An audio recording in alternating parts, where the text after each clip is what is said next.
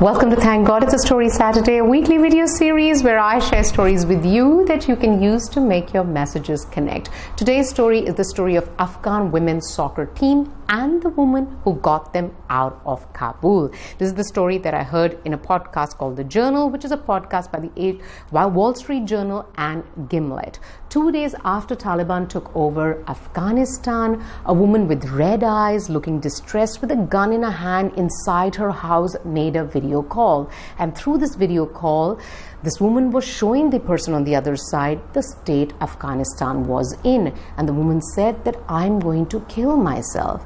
The voice on the other side said, no, you are a fighter. We haven't fought for so many years to end our lives like this. The person on the other side was Khalida Popel, the former Afghan women's soccer team captain. And the woman who was making the call was also an Afghan women's soccer team member. Now, in those words that Khalida said, that we haven't fought for so long, is the spirit of activism. The fact that these women have become women's soccer player team members in a country like Afghanistan. After that call finished that day, Khalida knew she had to work hard, very hard in the coming days to get all these women out of Kabul.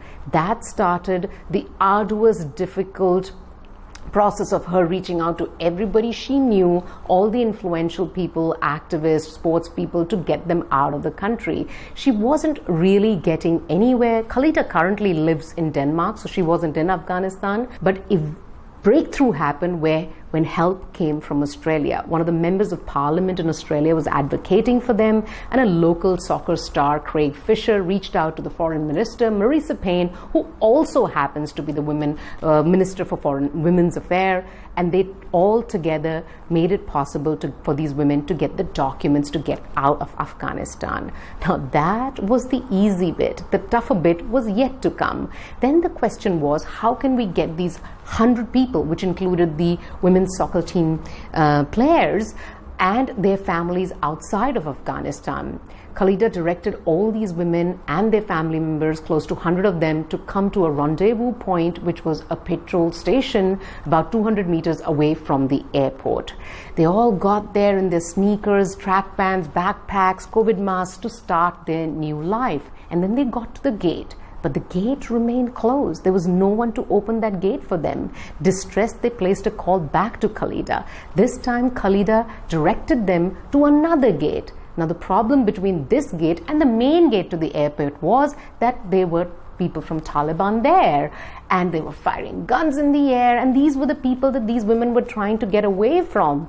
But then they saw that there was the sewage that was leading towards the airport gate. So they got into the sewage, and that's where the trouble began. There were so many people inside. There was elbows pushing, exhaustion. People started to faint. People found it hard to breathe, and people started vomiting, and things became very difficult, so difficult that a lot of them thought that they're not going to be able to get out, and this is it, this is the end. They again called Khalida. Khalida received close to 40 messages in no time. And this time, Khalida also felt helpless. And she said, I closed my eyes and I told people, you know what? This is a game and we are going to play it. The airport gate is the trophy and we don't give up. The spirit of sports, the spirit of activism played again. These women persisted and eventually got to the gate. When they got there were so many people flashing passports, trying to get the troops who were helping get people out, to get them to bring them inside the airport. And all these women did was to say two words: football Australian. That way the troops knew who exactly they were. They were waiting for them. They literally picked them up, put them inside the airport. That day, close to 86 women, along with their family, got out of Afghanistan. What is the point of this story? The point of this story is that these women's identity, their story, was built on something they chose. Their story was built on an identity that they had chosen. It's not just Afghan women. They were Afghan soccer players. That was their chosen identity. So it is that chosen identity towards which you put an effort that a great story of yours which world gets attracted towards is built. Not the one that you were born into, Canadian, American, Indian. It's the sports identity that they had chosen. Now, it's also the sports identity that they had chosen for themselves, which they worked hard towards every single day, that actually gave them the tenacity to be able to get through that entire process of getting out. The point is that today, if you're wondering what is your story that the world will be willing to listen, the question you have to ask is, what is my identity? And if you say that is my identity, then the next question is, what effort are you making towards building that identity every single day? As I tell you this story, I want to tell you that many of these women today are in Australia, some of them are in Portugal, and many of them are still in Pakistan, a total of 132, which includes their family members, waiting for a host country.